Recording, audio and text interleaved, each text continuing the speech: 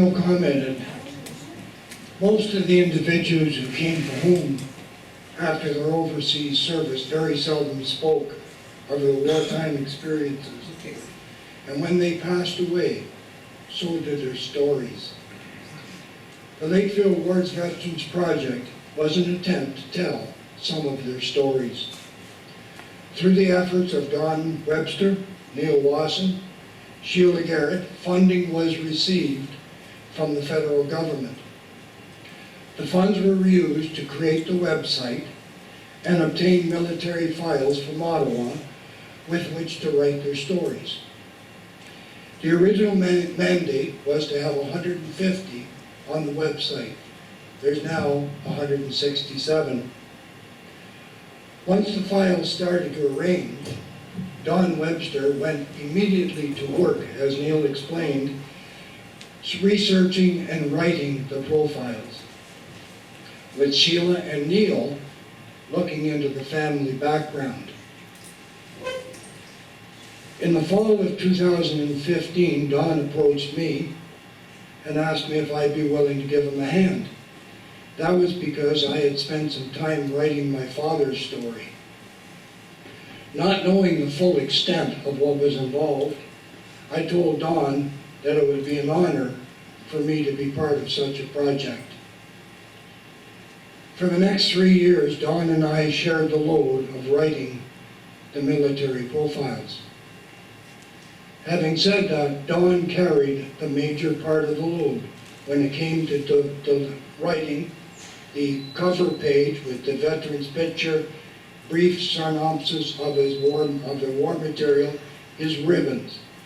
He would also proofread each and every profile before putting it on the website.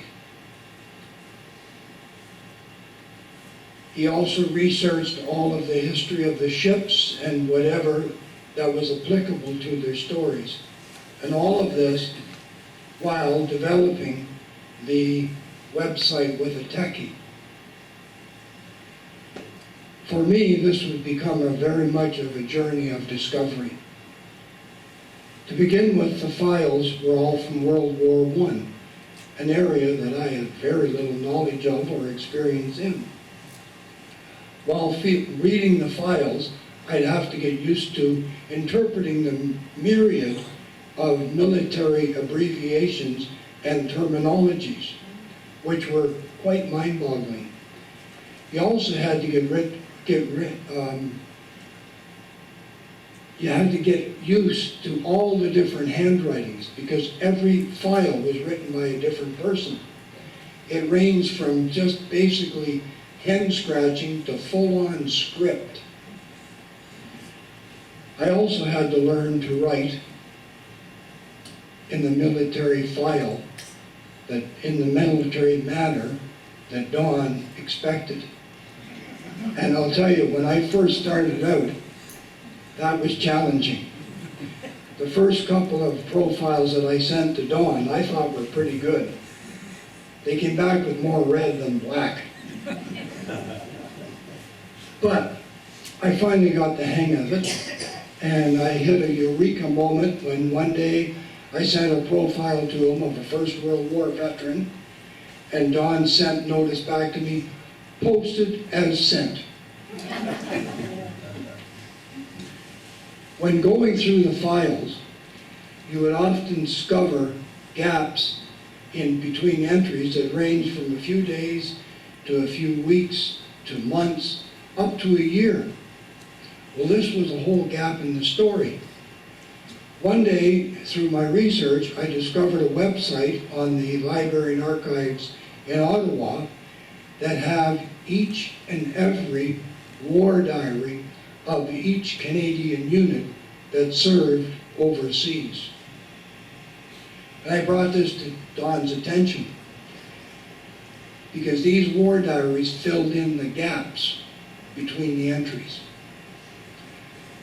Don and I now spend hours upon hours sitting at our computers, staring at the screens, often with magnifying glasses, reading the day by day and sometimes hour by hour accounts of the unit.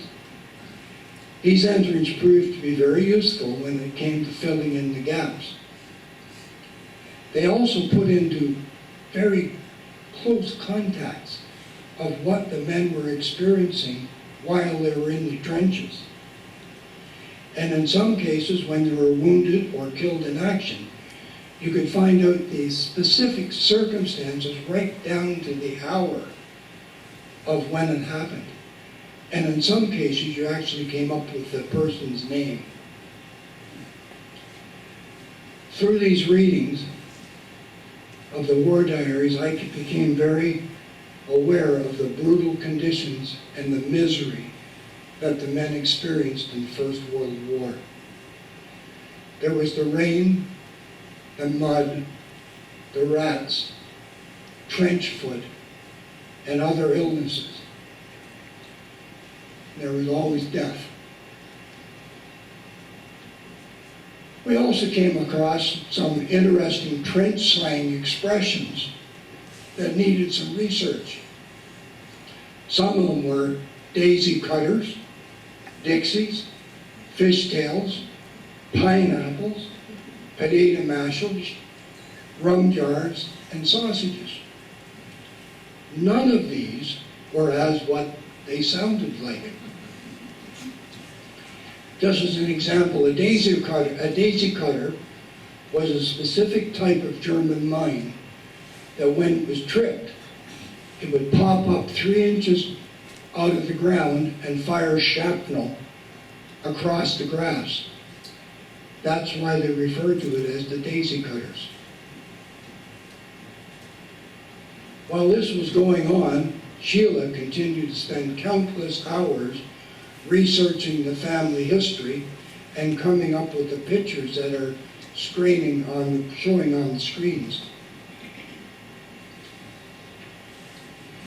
As best I can establish, the first profile that Don posted to the website on July 25th, 2015, was of a Private Raymond Armstrong of the 21st Canadian Infantry Battalion, who was a recipient of the Military Medal for bravery in World War I.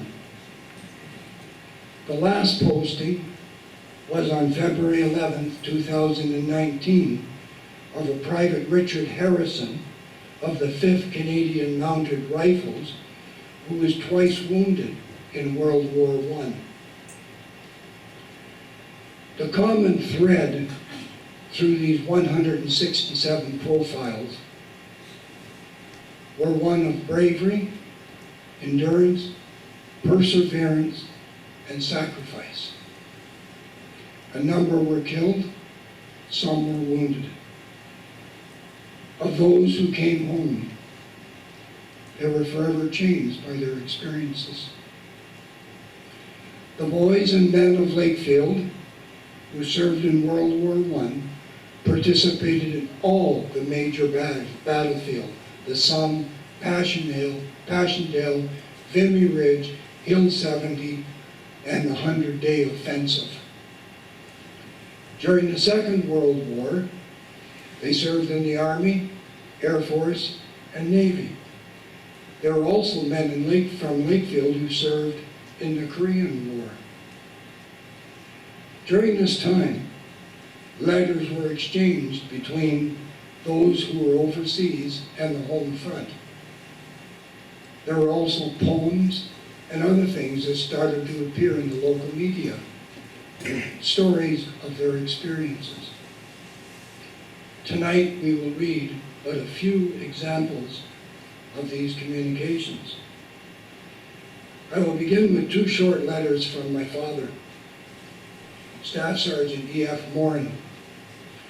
The first is dated January 20th, 1944, and was written 3 days after he had come out of the mountains of Italy, where he'd been for 35 days. It is addressed to Frances Young, who would later become Frances Jessup. She was the youngest daughter of Emily and Brigham, better known as Fred Young, of Dean Street here in Lakefield.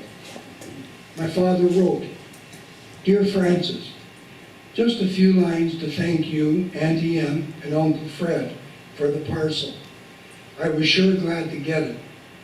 I had just come down from the front and had been up there some time.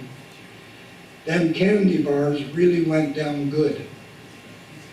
I really had use of the razor blades and shaving soap, for I had a beard like Darcy Hill after he has been trapping for a couple of weeks. We are now allowed to say we're in Italy. I don't like it here as well as I did in England. I was going to try to get over to see Chuck Birch, but it is too far. I am fighting in the mountains with the 5th U.S. Army. I don't think it'll be long till it's over. I think the super race is weakening. How is everything in Lakefield? Have you had much snow? I don't get a chance to write much when I'm up at the front. I guess any excuse is better than none. But I will try and write as often as possible. I will be glad when this is all over, so I can stop writing and go visit everyone when I want to. Is Uncle Fred working in Peterborough now? I wish I could have a few bottles of beer. The last beer I had was when I was home last. Well, Francis, I will sign off for now. Hoping to hear from you soon. Edward. Say hello to the Wilsons, Auntie Em, Uncle Fred, and Dad. At this point, he had not received word of his father's passing on December 21st, 1943. He would not get word until mid-February. During my father's 335 days as a prisoner of war, he wrote a number of letters home. In these letters, among other things, he would inquire about everyone's health and the weather. He would ask about plans for Christmas, that he would miss midnight mass and dinner with the family. He would ask everyone to write him often. He would say that things were not too bad, except for the fact he was behind barbed wire and didn't get around much, and as such didn't have any news. He would also say that he was in good health and not to worry. Initially, he would reference receiving a Red Cross parcel and 50 cigarettes a week. This would change to half a Red Cross parcel and 15 cigarettes a week. Eventually, he mentions having to take his belt in a couple of notches and having to grin and bear it. Finally, he would write, "Things haven't been going so well around here for the past few weeks, as we have not received a Red Cross parcel and no cigarettes." He now began to mention that he often dreamed of the meals that he used to have at home, and hoping that it wouldn't be long before he could have another. My father received his freedom April 29th, 1945. The tunic that he wore back is hanging on the wall. He weighed 98 pounds. I'll turn it over to Sharon.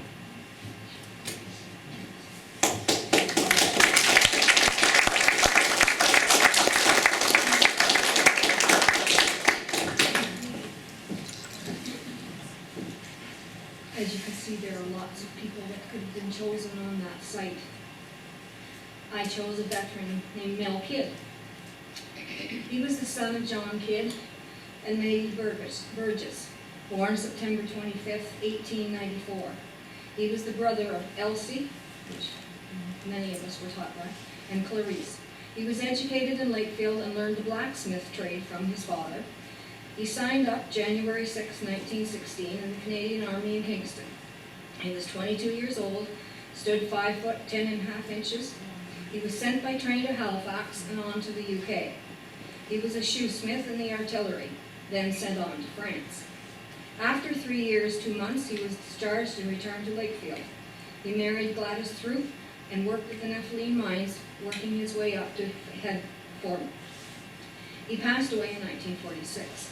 My grandfather, Truman Jewell, was a good friend of Mel's, and they corresponded after he left for the war. Whitley Camp, Surrey, May 6, 1916. Dear friend, I thought I would drop you a line tonight, as I am on guard and cannot go up downtown. There's a subsection going on a draft. I do not know where, but I think it's a garrison duty on the coast someplace. A fellow in the hut told me just now that I am on it as a shoeing smith, but I've heard nothing of it from the sergeant major yet. I received 2 letters from home this week. It is always a feast or a famine. For a week or more, we will get no mail, and then next we get half a dozen letters or so. I was just at the door of the hut, watching an airship go past. But they are nothing new here, for we see 1 or 2 a day. Things will be quiet in Lakefield when the soldiers are moved to Peterborough, but believe me, they will find a big change when they hit this country. Get up at 5 a.m. and quit at 5:30 p.m. and carry their pack on a route march. Your friend, Mel. Whitley Camp, Surrey, June 14th, 1916. Dear friend, I received your letter and was glad to hear from you indeed. I thought I would answer right away, for we will get our last leave tomorrow, I hear. And then I hear again that we may not get any leave until we get to France. The battery was up at Larkhill for firing practice, and it did well. We had some trip on the way up. I drove spare horses and put on shoes on the way. The first day we went to a town called Alton, about 20 miles from Whitley, and stopped there for the night. It was a very nice little town, about the size of Lindsay.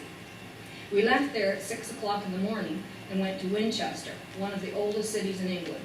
And believe me, we had some time.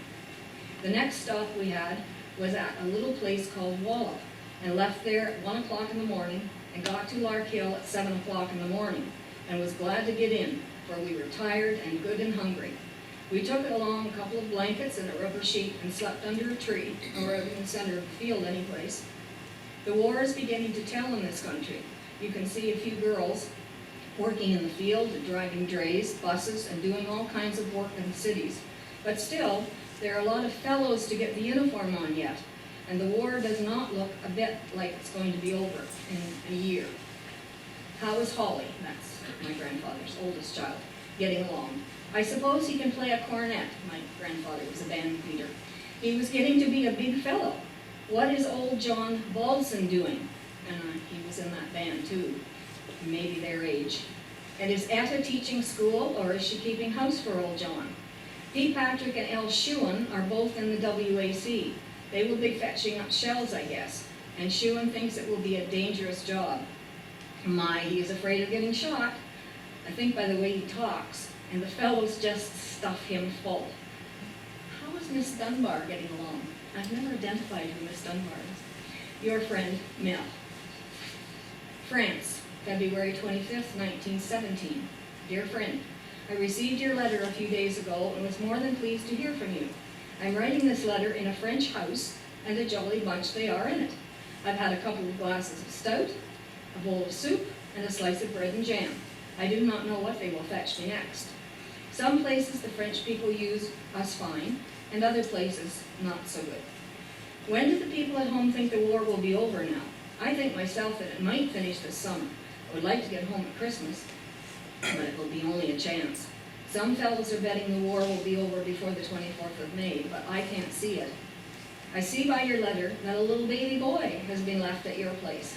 Well, boys are the only kind to get, for they will be needed lots after the war. I hope he does not keep you awake at night. How is Theodore Crawford getting along? I suppose he has a big sale every Saturday. He had a clothing store, for some of you who don't remember, in where the barber shop is, just beside Hamlin's. Okay, I would like to drop in and see him. I hear by the letters I get from home that Hull's mill is pulled down, and the Griffin mill, and also the Cavendish stables. There will soon be no place left. How is A.G. Graham getting along? And has he many horses? And what about your friend J.H. Davis? Is he married yet? And is Bert with him or not? I heard he was going to leave, but I never heard of him going. I hope you and Mrs. Jewell and the family are in the best of health. I remain your friend, Mel. Kind of sad. Very lonely.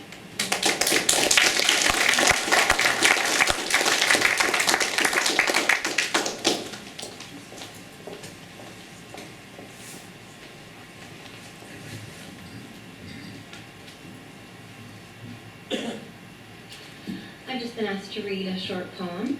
This poem was written by James E. Stevens, who was the first principal at the New Lakefield High School from September 1952 until June 1958. He was also a World War I veteran who served with the Royal Air Force and was captain of the Army in World War II. He wrote the following poem. Oft shall those glorious deeds be told around the hearthstone's glow, how brave Canadians fought so well amid the roar of shot and shell, while all around with seething hell bravely they met the foe. Fierce was the charge the Germans made upon the Allies' ranks. Their lines advanced in dense array, they forced the French to give them way. But Canada's men were there to stay, to them we owe our thanks. Bravely they rushed into the fray, fighting for many hours. Before their onslaught, the savage Hun had to retreat and the day was won. Although our men fell one by one, the victory was ours. Our children's children will always tell of those deeds across the sea, how our heroes at Ypres made their stand against the troops of the Vaterland. Why did you do it, they demand? It was for liberty. James E. Stevens.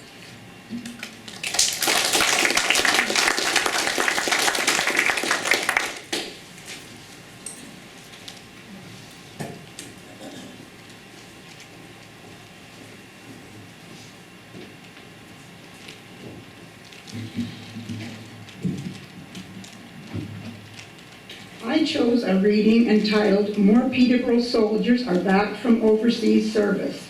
This article is from an Ottawa newspaper dated June the 5th, 1917.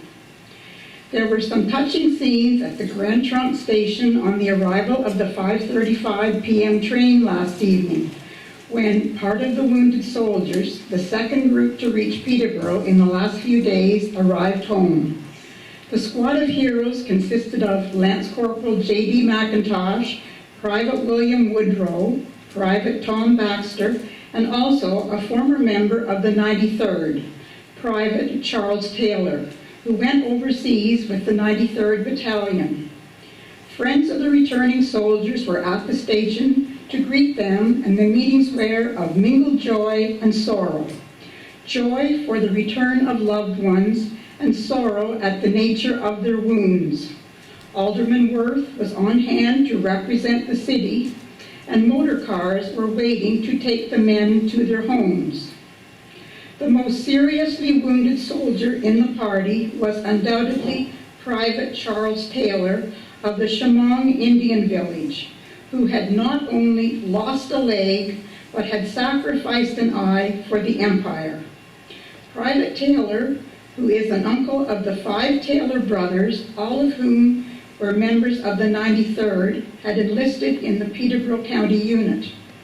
He received his injuries from a German shell at Vimy Ridge, soon after the Canadians were transferred from the Somme.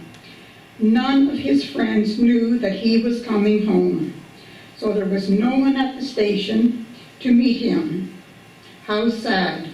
I can just see Charlie leaning up against the train station, watching the others being welcomed home. However, a motor car was secured and he was soon on his way home to Chemong, where he will be supplied with an artificial limb. Private Taylor was glad to be home and, in spite of his injuries, was in good health. Hopefully he got a warm welcome when he made it home. My second reading was taken from the Peterborough Examiner, dated May 30th, 1936. It's titled, Indian Mother Marched with Her 5 Sons When They Went to Join the Unit. so we really didn't learn about this story until long after the war. Few families can boast a more unique or prouder record of war service than the family of William Taylor, a 72-year-old resident of Curve Lake Indian Reservation, enlisting here with the old 93rd Battalion, whose comrades are today holding a reunion. 5 of Mr. Taylor's sons went overseas. The eldest son, Isaac Taylor, who was with his 4 brothers, was transferred to the 19th Battalion, and he was killed in action in France in 1916. Samson Taylor, who is now constable in the Royal Canadian Mounted Police for special duty on the reserve at Curve Lake, where he was born and raised, was the first of the 5 to enlist. He joined the 93rd Battalion shortly after recruiting was started in this district.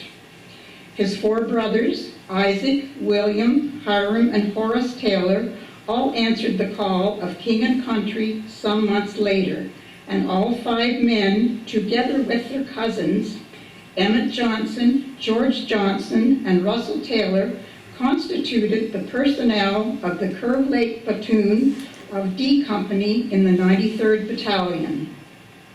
When her 5 boys left the reserve to join the Lakefield detachment of the battalion prior to its removal to Berryfield, Mrs. Taylor, the former Mary Jane Yellowhead, now deceased, marched proudly with her boys from Curve Lake into the village of Lakefield and bravely bid them all goodbye and Godspeed as they went to fight for the Empire.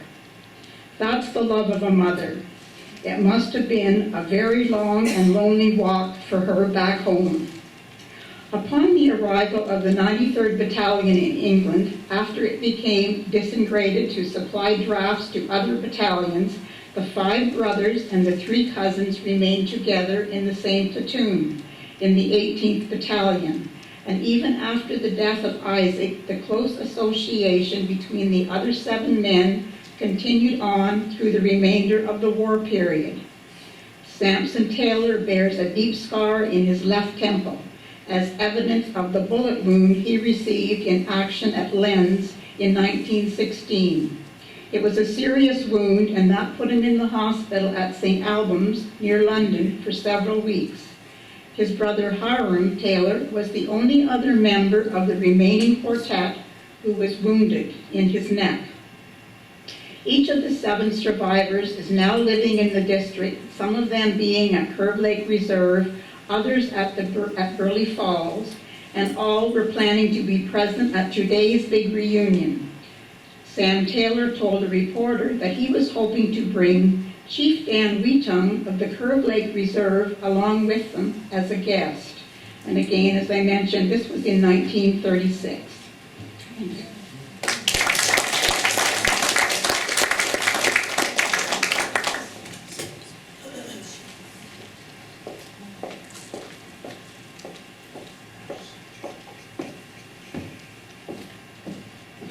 I seem to be the one with the letters. This one is about a family member. My grandparents, Ella and Sherman Jewell, raised 3 sons, Holly, Harry, and Eldon, aka Homer, my dad. Holly enlisted February 2nd, 1944 in Kingston. He left behind a wife, May, and 2 children, Eleanor, 6½, and son Don, 3 months. Holly was a machine gunner in the Toronto Scottish Regiment. While overseas, he wrote back home often. This one is from England, October the 26th, 1944. Dear Mother and Dad, I guess Harry, that's the brother, told you that I am in the Winnipeg Grenadiers now. I've had quite a few changes since I came over here. First a sapper, then a corporal, and now a private. Some fun, eh? All of the boys I came over with are up here with me now, so I have lots of company. There are a lot of Peterborough fellows here, too. I met Russell Graham from Buckhorn here the other night. He's a brother of Bun Graham's. They sure get lots of rain in this country. It rained every day since we got here a month ago, and it's hard to keep dry clothes to put on, and the mud is a foot deep. But I expect we will be moving from here soon, so there is something to look forward to. The training is pretty stiff. We were out on a long march the other day over the moors. and I had been off with sore feet for a couple of days. I suppose Eldon, that was my dad, has shot all the ducks on Buckley's Lake. Tell him to leave a few for me to shoot next fall.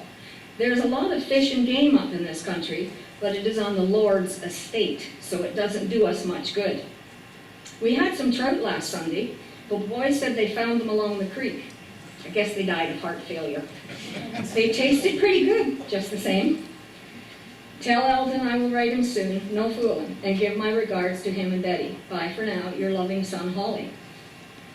And then this one is to my dad, November the 5th, 1944, from England. Dear Eldon, received your letter last week and was really glad to hear from you. I finished my infantry training and was all ready for an overseas draft last week, but for some unknown reason was taken off the draft at the last moment. Canadian Military Headquarters. So I have been in headquarter company for the last few days. I've been jack of all trades here, driving a coal truck, instructing on mines, booby traps, etc. I'm just putting in time until they decide where they are going to send me. I went to the COC, raised a bit of hell, but he said the order came from headquarters, so that was that. Oh well, it's pretty grim here, but I guess it's not a lot better than a slit trench in Belgium. And it has been really cold and wet here. The old wind sure howls across the moors from the North Sea. But I expect to get a bit closer to civilization sometime this week. You can't even get a decent drink up here. The beer tastes like So they've closed up Buckley's Lake, eh? If they put in a dam at the head of Sawers Creek and flood the lake, it would sure make a swell duck pond. I don't suppose you ever sneak out there in the evenings. I'm afraid if I was there, I'd be tempted to try it. I bet Harry is having a lot of fun with a new pump gun. How is the shell situation? Can you get them this year? So you are building yourself a house? Good show. What part of the village are you building in? I'm sure you make a good decision to build in Lakefield. I've seen a lot of places in the last year, and I don't think I'll trade the old town for any of them. How are all of the folks at home? I bet Sharon is getting to be a big girl now. You'll soon have your hands full meeting the boyfriends off at the club. Joke. Thanks for Dick Junkins' address. I can find him from the War Office now. I've been here 4 weeks without a pass, so if I don't get one this week, I have a notion to go AWOL for a few days and go down to the Big Smoke and look him up. Give my love to Mother, Dad, and Betty. We'll close for now. Your loving brother, Holly. November 22nd, 1944. I was on an infantry draft for France, which they took me off of last moment. When I got to this camp, all the chaps I was taking the DO course with were here. They had finished their infantry training and were ready for France too, but they took them off and sent them here. We are taking another course now and expect to go into a support company, which is about the best outfit to be in according to fellas back from France. They have got old Jerry on the run again, and everyone here thinks it will be over soon. They must have given them an awful pasting today. The planes have been going over in hundreds all day, and they are still at it tonight. It's just like it was in July and August when they chased them out of France. I'm kind of anxious to get over and get my nickels worth in, but they don't seem to want to send me so far. We get a lot of target practice now, and I am qualified first-class shot. One thing about the Army, you can use all the shells you want and it doesn't cost you anything. I was at a meeting last night and the officers were telling us that we can borrow up to $6,000 for 25 years at $180 per year to build a house, buy a farm, etc. after the war. So I think I will take advantage of it and build a house. We're having really nice weather lately and it's really warm. Of course it rains a bit, but you get used to that in this country. I was driving a coal truck for a while up north. I was going through Pickering and saw a pub called the Strickland House. I couldn't stop, but I bet they are related to the Stricklands at home. And we lived across the road from where the big house is up there, Stricklands, since that's where my dad was living. It must have been, the towns of Peterborough, Pickering, Scarborough, Whitby, York, and Malton are all close together. It must have been Yorkshire people that settled around Peterborough and Toronto. Fred Marsden had a permanent job as a transport driver when I left, but he may not be there now as they broke up the outfit. It's just about time for lights out, so we'll have to close for now. Give my love to all the folks and write, Paul. Dear Dad, received your letter written January 1st and 2 from Betty yesterday, and was really glad to get them. We've been pretty busy for the last month or so, chasing Jerry across the Rhine. I have really got behind on my writing. It was quite an experience, but I came through it okay so far. Things are pretty quiet just now, and we are having a bit of a rest. I also got 16 letters from May that had been held up, so I have lots of writing to do. The weather here is just like June at home. It is really grand. They sure have a lovely country here, but it's all smashed to hell now. I haven't seen a house in one piece for over a month, but they asked for it. We've been eating real good since we came to Germany. There's livestock roaming all over the country, and we hate to see it go to waste. I met Doug McNaughton at one of our positions, and he was okay then. He was with an infantry outfit. I guess you had quite a time with all the snow this winter, but suppose it will be gone pretty well by now. I got a letter from Roy Knowles the other day. He has an instructor's job in England, but doesn't like it. I'll trade him job. I haven't received the parcel from Mother that she sent December 22nd yet, but it will likely be along any day now. I got 2 Christmas cakes sent by the United Church and the Lakefield High School, so if you see any of them, thank them for me.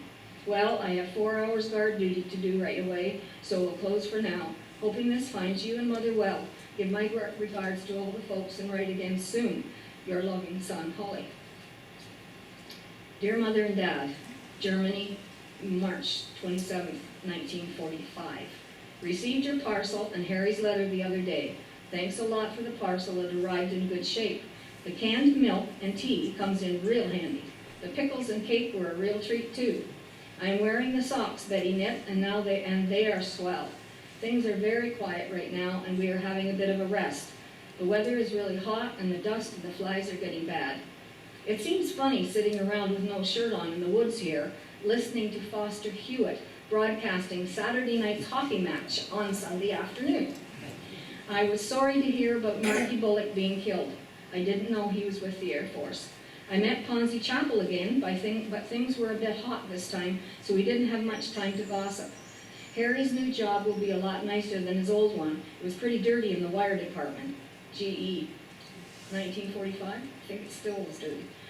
I'm expecting a 48-hour leave to Brussels soon, and I'm going to have some pictures taken without the kilts, and we'll send you a couple.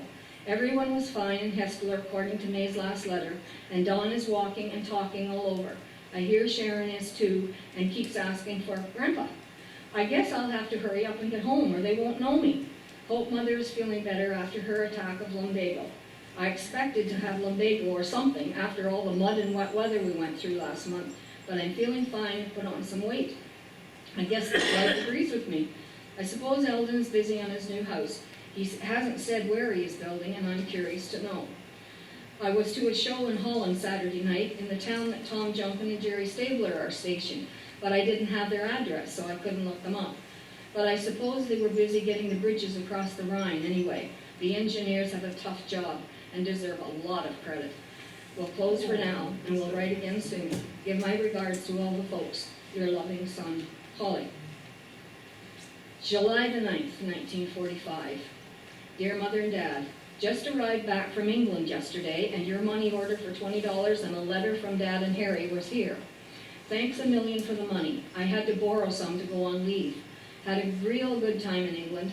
I went with a chap whose aunt and uncle lived in Nottingham, and they used us swell.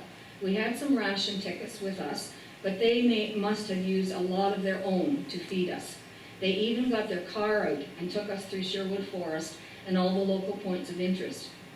We were in London the last few days of our leave, and I was in the Beaver Club, waiting to give the paymaster a little song and dance when Tom Junkin came in. He is on his way home. Looks pretty good, too, only a bit older. He insisted that I come and have a couple of shots with him, so I didn't see the paymaster that day. He also gave me £2 and wouldn't take it back the next day. Said I could buy him a couple of beers at home sometime when he's broke. I thought it was really good of him. There was a letter from Roy Knowles for me here, and he is working at the CMHQ in London. I would have liked to have seen him. I must have passed the building a dozen times, but had no idea he was working there. Some guys have all the luck.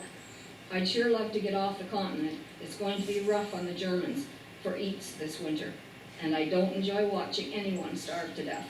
We do okay for our eats though, better than they do in England. I don't know when I'll get home. Christmas time if I'm lucky. Can't pick too much, I suppose. I'm a very lucky guy to be all in one piece, and I'll get home sometime. Tell Harry I'll get the binoculars for him if I can. They'll trade anything for a cigarette or a tin of bully beef over here. Right now we are guarding, searching, etc. A few thousand German soldiers that are being discharged to work on the farms. They sure don't look as if they were beaten. There are some fine-looking and healthy men amongst them, especially the SS troopers. We throw all the SS men in the jug so they can't cause any trouble. They are really tough boys, and you have to boot them around. Kind of enjoy that, though. They scared me often enough. It's been raining here for a week and really miserable. The land is very flat and the water can't get away. Every time you step out the door, you're over your boot tops. I suppose Eldon is getting his house pretty well finished by now. Ask him if he wants to hire a good painter. My grandfather was a painter. To finish it for him. Say hello to Betty and Sharon for me. Bye for now. Your loving son, Holly. That's just a few of the ones that he sent home, but it's fun for me to read and hear the names of the people that I remember when I was young.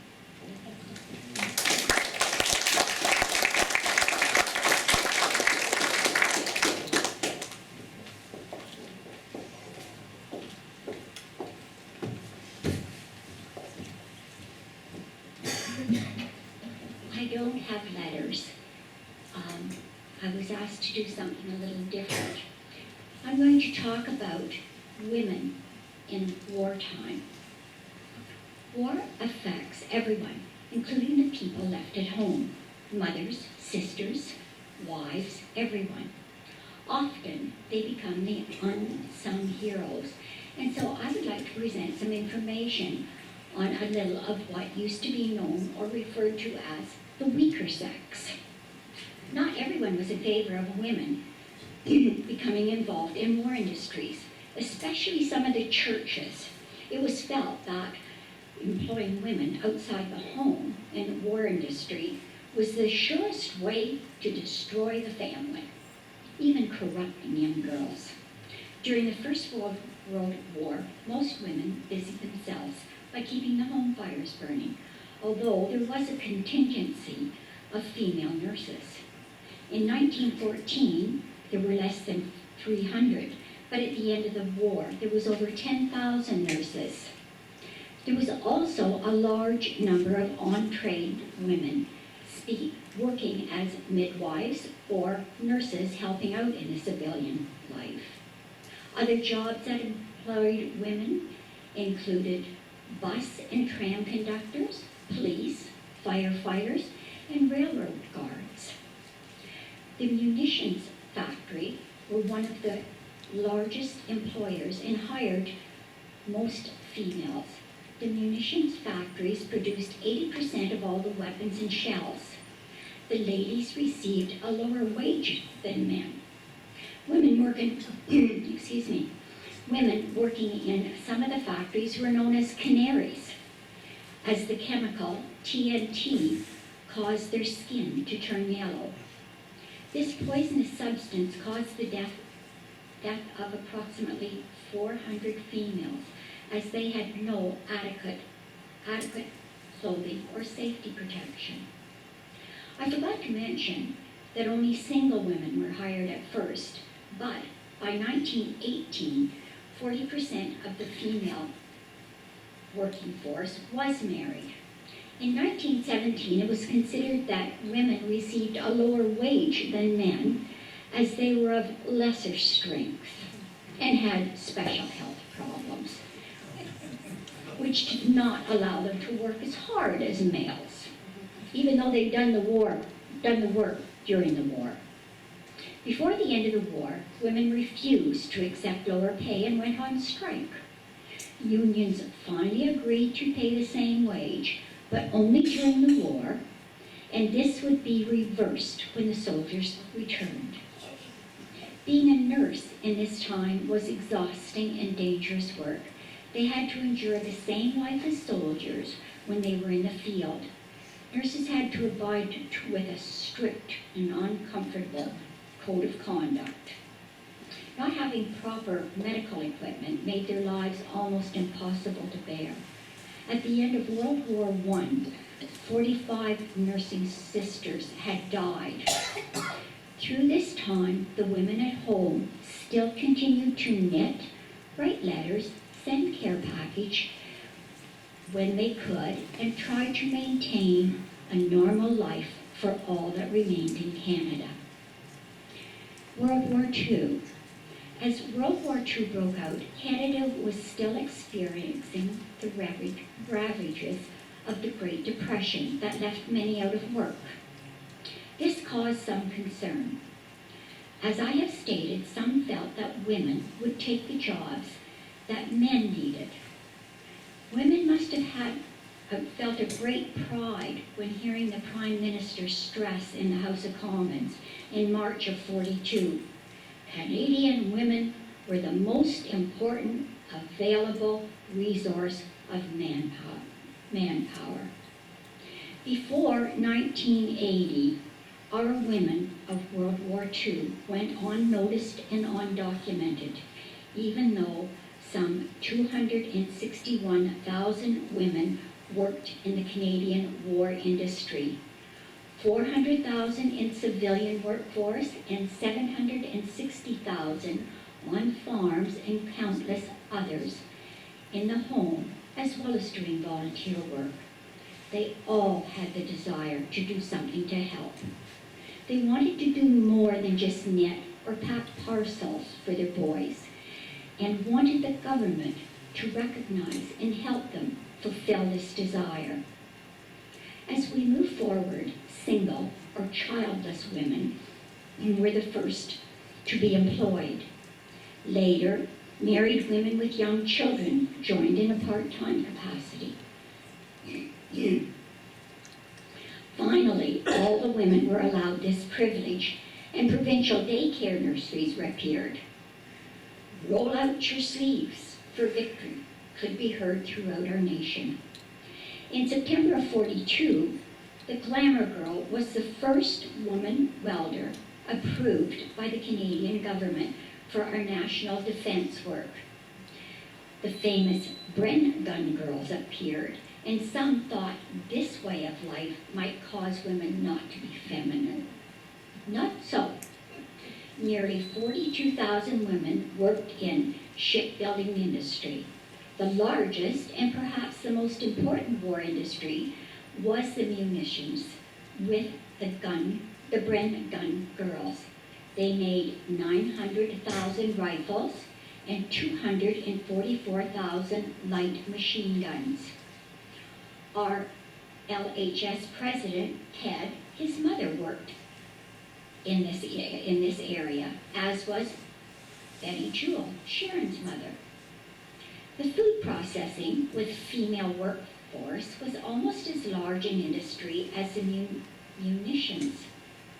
Rural areas also recruited women to assemble equipment such as the Hawker Hurricane fighter planes. Railways hired women who clambered over snorting dirty locomotives, to which they claimed that wasn't the worst part of their job. The worst part was getting up in the morning and getting the dirt off at the end of the day. A very unusual job for girls was assistant harbor master or a skipper for coastal freighters. That's just a few. Working conditions left a lot to be desired, and to add that, there was the wages. For women, wages were 47.9 cents, but the men received 71.2 cents an hour. Despite this, they were glad, welcome for the pay. In 1943, Congress stated that women had no business in industry except in wartime. When the war ended, most women returned home. This did allow them the knowledge that they could compete in a man's world. Interesting, with all the talk that of what women could and could not do properly during this time, politicians felt that it was a young girl that was best suited for the job of selling war savings stamps. With the introduction of the Miss Canada, the girl's job was to exude a youthful appearance and style so that they would hustle more stamps. These attractive young women were dressed with a red wedge cap and a red apron with a Miss Canada logo on it so that they would stand out. Other women who performed at home were known as women of block, which I'm sure is the starting of our block watches today. They were there to help in emergency, distribute information on salvage collection, rationing, nutrition. They also organized seamstress, clerks, transportation drivers, piano players, distributors of ration books. They collected rags to be made into blankets or whatever else needed to help our country. Growing up in Lakefield, I am certain many remember our moms sewing, making jams, bandages, knitting, organizing care packages, writing letters, and in my case, my mom collected rags which were shipped away and came back as blankets that were sent to our soldiers. Many of our local ladies, like Mom, Mrs. Farrell, Mrs. O'Brien, Mrs. Jewell, Nancy Green's Mom Dorothy, just to mention a few, gathered together doing all the above activities, as well as looking after children in the village when the moms were not well, lending support when bad news arrived, or just helping wherever and whenever needed. Even today, there is a group of volunteers who honor our living Canadian veterans by making blankets. Cuddles for Cancer go beyond their scope of just doing blankets for cancer by ensuring that each veteran, each living Canadian veteran, receives a gift of a blanket. And the blanket is on display at the back of the hall, the white with the red maple leaves on them. If you know of such a veteran, please let us know. They want to make sure everyone receives one. During the wartime, young men and women yearned to love and be loved. When life was moving at the fast pace as it did in these times of uncertainties, some couples found the pot of gold at the end of the rainbow, even bringing home brides from other countries. War brides, former Hogarth's mother was a war bride, to mention one. I see her. War brides joined with our homegrown girls, but for some girls, life changed. An excerpt from a young girl's diary was made into a poem, and it's a reminder of how uncertain life can be. Her diary started in 1940, and it goes, "Boy, am I in love with Norm. Guess it must have been that uniform. Imagine him in the Air Force. He'll be a flying ace, of course, and send his medals home to me. He'll be a hero, wait and see." 1941, Norm leaves tomorrow for overseas, makes me shaky at my knees. To think tonight is our last date. I'm thankful now we didn't wait. I'm so proud of my diamond ring, our post-war plans and everything. We go to 1942. My, it's nice this time of year. Wish my darling Norm was here. His letters are so sweet and tender. Except the tie, he'd had a bender. But he's faithful, and so am I. But I'm so lonesome I could cry. And in 1943, I'm all mixed up inside tonight. Just can't settle down to write. Confess about my date with Bill. Gosh, I hate to do that, but I will. Then again, I mightn't though. Bill and I are just pals, you know. She continues in 1944. Must write Norm a line or so. Should have done it long ago. Wished I'd told him everything. I hate to hurt his feelings now, but he's got to know somehow. Then there's a pause, and there's a knock at the door. Who's that knocking at the door? Messenger boy? Well, who's it for? For me? Well, don't look dumb. Rip it open. Who's it from? Never mind. Let me instead. Yes, you guessed it. Norm is dead. And that was composed by Tom Junkin.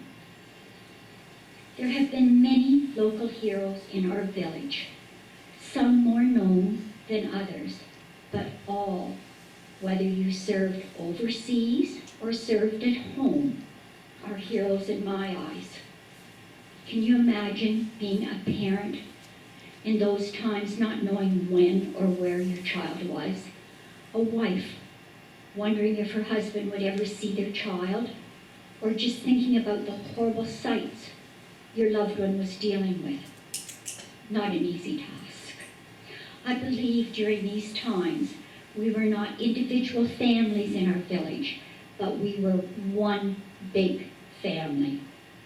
The Lakefield family, and each happy or sad event had an effect on our lives.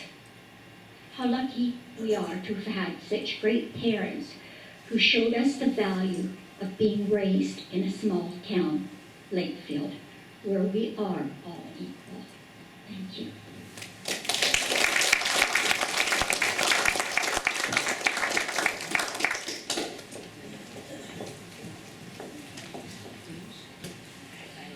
Just another quick poem entitled Juno. It was composed by a very young Peterborough cadet. He recited it at the D-Day service in Lakefield on June 6, 2012. And we just wanted to share this just to show that many young people really do care. Juno by Alec Murdoch. When the ramp went down on the soaking ground at the edge of Germany's reach, through the barbed wire and machine gun fire, the Canadians stormed Juno Beach. The bullets ripped and the blood dripped free on the beach that morn. Many men died and others cried as their very flesh was torn. The guns gave them hell, an exploding shell filled the Canadians' hearts with dread. Then one lone tank rolled up the bank and advanced through the flying lead. The tank's gun roared and the cement dust soared through the air as the pillow box blew. Then one lone man got up and ran to take the main bunker too. The bunker was taken, and though they were shaken, the Canadians stood too, and the blood ran red from the many dead who died for me and you. When the men sat down on the blood-soaked ground just out of Germany's reach, many men cried, for their comrades had died to take Juno Beach.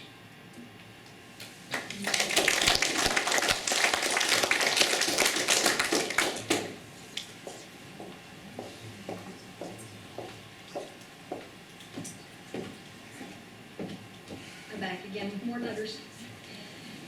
Tom Junkin was mentioned by Sally as having written that poem about Norm. Tom was an extremely intelligent man. Tom was the son of Mr. and Mrs. Thomas Junkin, who was born and educated in Lakefield. He was an intelligent man spoken of as being one of the most clever high school students of his era. He had a probing mind and ability as a writer. He was a World War II veteran, a fine softball player and coach, as well as a hockey goaltender. He was my dad's, Elvin Jewell's, best friend. He married Kay Mose after he enlisted, and my dad was his best man. While Tom was overseas, he became the father of Anne. My dad was her godfather. I have letters he wrote home to Dad and my Grandma Jewel. Then on his return, he had two more girls, Sue and Kathy. September 1944. Dear Homer, that's my dad. It's a hot afternoon. It sounds like it's a little hotter a couple of miles up the road. I'm laying beside a slit trench, supposed to be resting. That's one thing in the Army I excel in. If resting could win this war, I bet I could be home for the dance next Thursday night, and after a couple or 3 months over here, even that would be a treat. I'm still tuning a motorcycle, And his lights aren't in fashion over here, and the war don't work on 8-hour shifts, I figure I'm at least as busy as Herb Brown's hot dog booth on Fair Day. But they tell me it's going to be over in 6 or 8 weeks. And after all, that's only 13 hours or so. Anyway, I've been seeing everything, and I'm ready for some sensible city life, about 100 years of it. I talked to a German prisoner one day this week. You'd have liked him. He was an old salt sailor and had been through Canada's Great Lakes. We traded a cigarette and got along pretty well. But it's hard to like a Jerry when there's a bunch of dead Canadians laying around. And to think I used to be afraid of Pat Caladine's high shots. They say Lakefield has changed a lot since '41, and maybe I'll see a big difference. But anyway, I'm sure anxious to have a look around town and do some business at the rink if it happens to be in the winter. It's beginning to get unhealthy laying here, chum, and I didn't dig this hole for fun. It's not really as bad as it sounds, Homer. Say hello to all the family for me, and write when you can. As always, your pal, Tom. November 1944. Dear Mrs. Jewell, meaning my grandmother. It was a pleasant surprise to get your parcel today. Santa Claus sure is a great guy, and he's really appreciated over here. I'm fit and well, except for a ringtail snorter of a cold, and I have high hopes of being home by springtime. Might even get there in time to try out my skates again. Anyhow, I hope so. We've had lots and lots of rain here and a little hail, but no snow yet. Everything's pretty muddy, like the stories about the last war, and I've learned how to swear like Red Dick Hill. I think Lakefield will be pretty strange to me now. A lot has happened since the old days, and the past is hard to remember. Like when you wake up in the morning and try to remember last night's dream, and it seems too much to hope for to live again, away from the enemy, out of the army, and at home. But I can easily remember the parlor up at Jewel's, that great big chair by the radio with Homer in it, with his hair like Max and his feet on the woodwork. I can remember, too, the toast and preserved fruit, but it seems like 100 years ago. I won 300 cigarettes today. There was a regiment contest with 3 prizes, each of 100 cigarettes, for writing the best slogans to put on road signs for safety rules. I handed in 8 entries and won the 3 prizes. There's a lot of things I'm dumb about, but in the few things which I'm good at, I make pay. The day is almost done and it's time to eat. And thanks to your parcel, it won't be bully beef again. So long for now, Merry Christmas, and all the best of the coming new year. As always, Tommy. Thank you.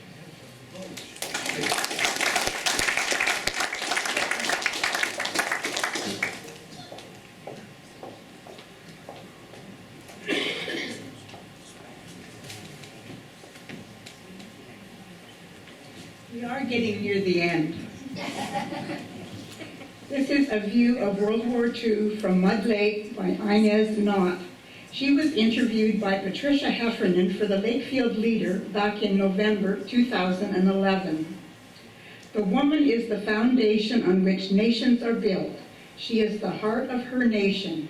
If her heart is strong and her mind is clear, then the nation is strong and knows its purpose. The woman is the center of everything. This is a quote from Arthur Solomon Ojibwe. When 51 brave warriors of the Mud Lake Ojibwe Reserve volunteered to help fight the war on the global stage beginning in 1939, the remaining 200+ men, women, and children tended to the home front in their absence.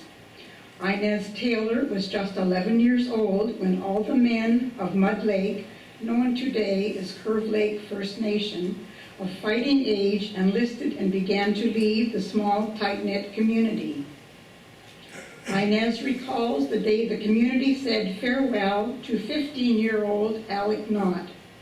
We had a party for him. We gathered together and formed a circle around him, she said. The circle of life represents the native belief that the power of the world always works in circles. All power comes to the people from the sacred hoop of the nation. As long as the hoop remains unbroken, the people will flourish. From the safety of the circle, Alex said goodbye to each friend, family member, and neighbor in turn. When he stood in front of Inez, Alex stopped. He kissed her on the cheek and said, "When I get back, I'm going to marry you." Her 82-year-old eyes twinkled when Inez laughed. At the time, she said, "I thought it was so silly." A mere handful of households in Mud Lake were kept very busy during the next few years. The community worked together to gather items for care parcels to send to the men overseas. Inez recalled her father, Russell Taylor, a World War I veteran, buying cigarettes and shaving cream to include in the packages. "We didn't have any running water or hydro at the time," Inez recalls. "The women cared for the children and their neighbors. They washed the clothing together at the lake and tended to their small farms." Her brother Russell had also enlisted. Inez recalled how excited and relieved her mother was when the war ended and Russell was sent home from Nova Scotia before he had a chance to go overseas. While walking along Curve Lake Road with her sister, Inez heard the horn of a car as it passed. Alex Knott had returned from the war. Today, Inez and the late Alex Knott have 5 generations to their credit. Alex had passed away 33 years ago, but with a strong heart and a clear mind, Inez continued on the home front in his absence. Thank you.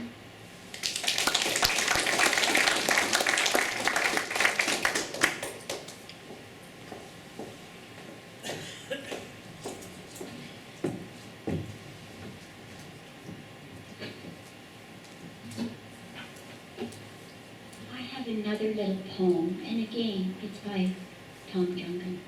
Maybe you girls should make a book. There's a picture on the last table on the right-hand side here. Some of us growing up in the village will remember it quite clearly, and this is what the poem is about. It's called The Cenotaph at Lakefield. Yes, I enameled the name on the honor roll. It wasn't the wind or the rain or the cold that tore my heart and brought the tears. It was the whispering voices and what they said as I brought each name back from the blurred dead. And I remembered the yesteryears. Each name was a short story that's hard to write, and although I tried with all my might, my hand kept trembling at the thought of what they gave and what they got. And they whispered, "Jesus, forget us not." So I went home and I climbed the stairs and I knelt down as I said my prayers. I talked to Jesus, Father. I said, "God, please tell me why these young men had to die." He reached out for me, and I knew then, so be it means. Amen.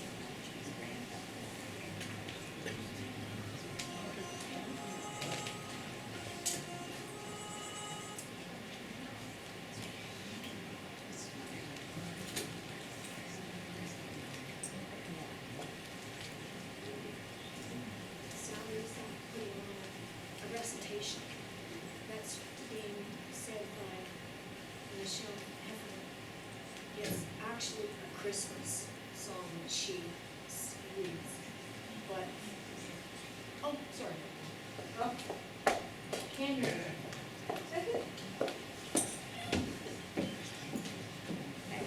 Sally's setting up a recitation. It was recorded on a Christmas album by Michelle Heffernan, and she reads it, and the music is behind it, so it's very moving. We were sort of hoping to turn out the lights and let everything glitter, but I don't know whether we can find light switches or not.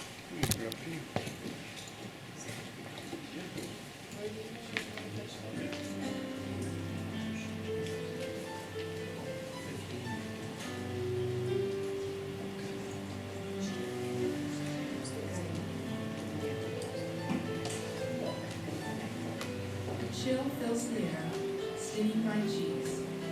Snow crunches crisply under my feet. The trees on the street are a sight to behold, their branches glittering with frosty snow. The sun casts shadows so sharp, so clear, down the streets where I'm wandering, so far, so near. The smell of wood stoves fills the air, as families in their homes decorate with care. Gusts of wind blow dustings of snow onto porches all covered with garland and bows. As I tread through the village this brisk Christmas Eve, I wonder how it was in the years before me. From bits and pieces of stories retold of a life in a war over 60 years old, parcels from home sent weeks before, carrying treasures of love and so much more.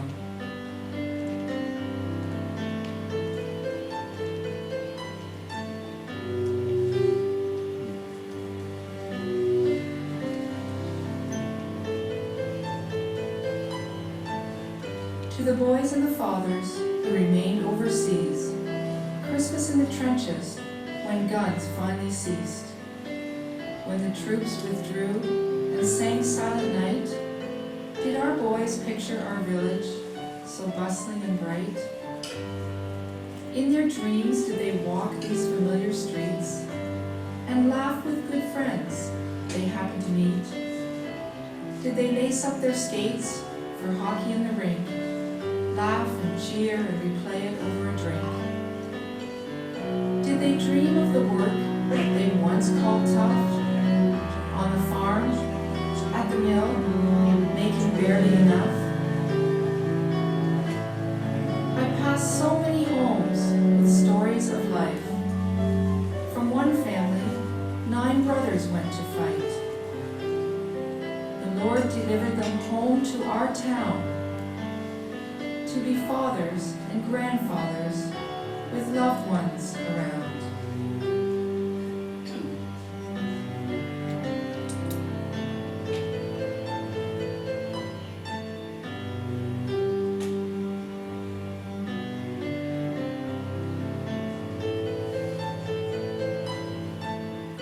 I remember a story I once had heard, words from the village doctor assured. When my uncle was born, the doctor swore, there's a large crop of boys, 20 years will bring war. Onto the bridge, the wind at my back, pressing me onward, then pulling me back. Water rushing and raging through the dam below, filling my ears with a deafening roar. Passing by houses, churches and shops, rounding corners and pathways, climbing hills to the top. The river so silent and covered with snow, winding and stretching and hugging the road. Did their hearts ache as they lay in the damp and the cold, picturing their little ones, yet another year old? Did they sing out the carols they learned in our town, and hear them echo in the darkness over that battleground? Did they weep with the fear they might never get home, to the arms of their families, safe and warm? In the silence of the Christmas truce, did they find any comfort in an enemy who seemed kind? Just another man, aching to be home, feeling so scared and so very alone. Shivering in the trenches, with his head in his hands, desperate to find purpose in the death o'er this land. Did our boys really know how much they were loved? How their absence hung over every home like a cloud? And how often the silence was painfully loud? More than 60 years have passed since they fought for our freedom to the last, offering their lives for those just begun in cradles all over town, someone's little son.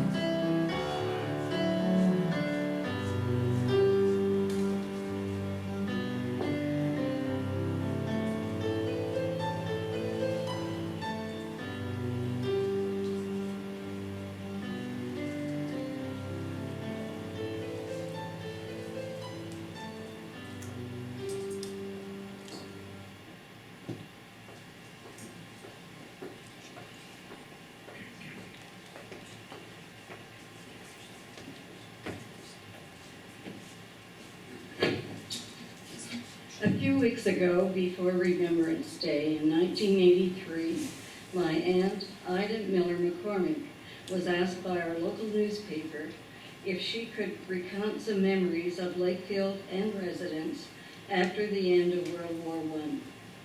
This is what she wrote. A gunshot which rang out in a small European town triggered World War I 69 years ago, and I was affected, and it had affected people all over the world, including a small town in Ontario, Canada, the village of Lakefield. I have recently celebrated my 92nd birthday and can recall 5 wars in my lifetime: the Boer War, World Wars I and II, the Korean War, and the Vietnam War. Those of us who are unable to participate in today's events have our memories and become somewhat of a raconteur. The following is my account of the happenings in the village at the end of 2 wars. Those of us who are unable, to many the Boer War must have seemed like ancient history, but I vividly remember the homecoming of George Hendren, Gerald Haywood, and Roland Carter.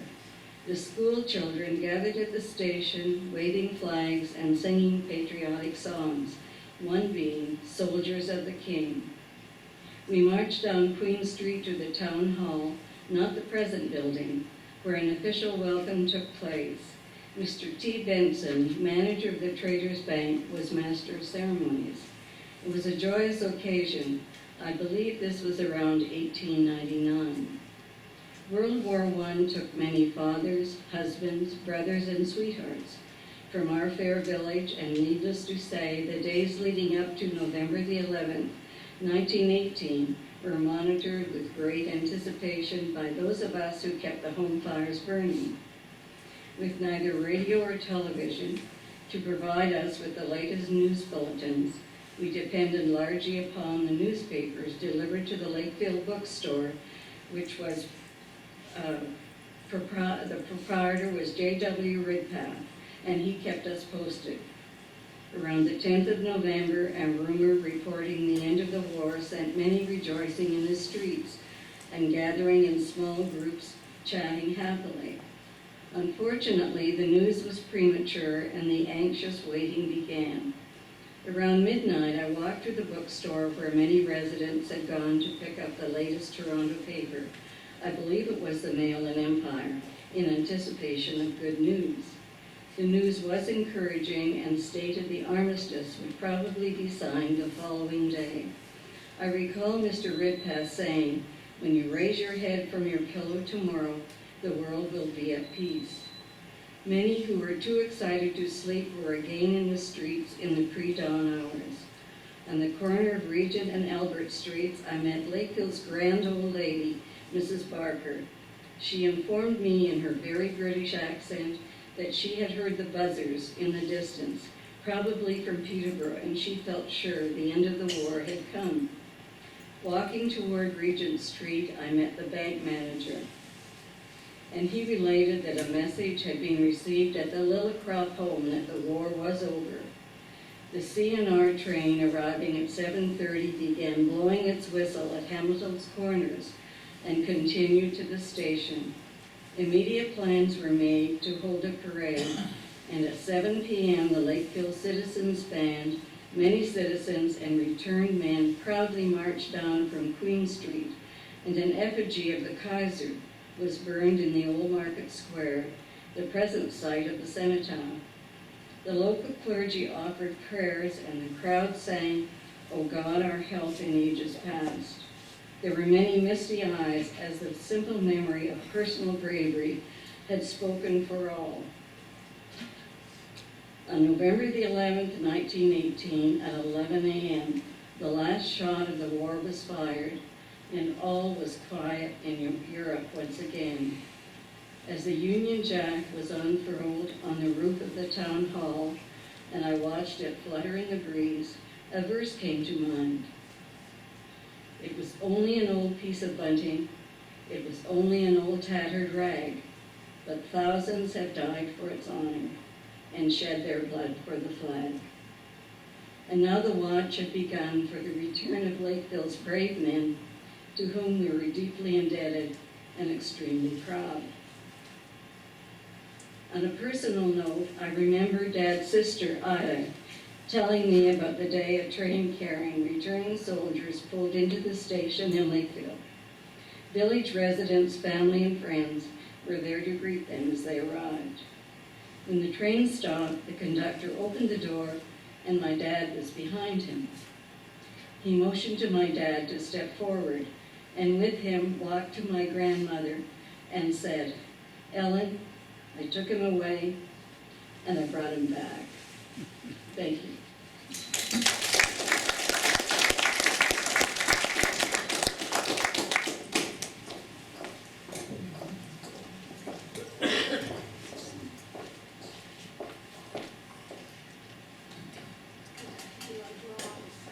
As you were coming in, Sally gave us a ticket. And she put one in here. Things are on the table. And we have a blanket that Sally read, but, Oh, you couldn't, you can't hear me again, can you? No. Okay, the blanket and the draw, okay? Now, the blanket is for anybody who happens to be here that was in military and doesn't have one. We have one, and then any other names of anybody else, everybody can get one. We can get them for you, okay? So it's just the person, well, we just have the one here tonight, but we can get whatever you need. So we'll, okay? Are there any World War I don't know, we'll veterans have to still check. here? Does Gord have one? Or are not the only one? Oh, okay. Mr. President, you can draw. I'm the only one. All right, got your tickets ready? Should I go up here and hear that? And I don't need a blanket, no. There's another one. The number is 013-0343. 013-0343.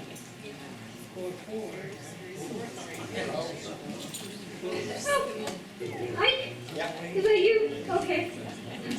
I like it when I gives it. He gives hugs.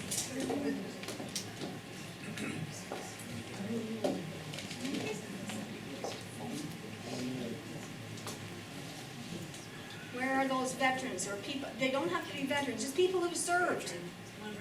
Well, I'm Okay. a veteran, but I don't need a blanket. Sure you do. I need a wife.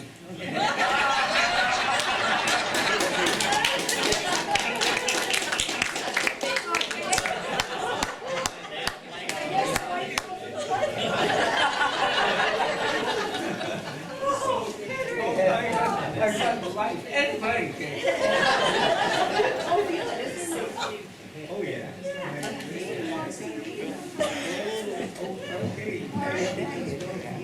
So I would just like to thank everybody for coming out tonight.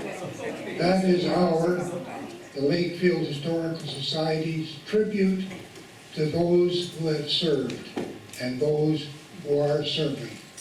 Thank you very much for attending.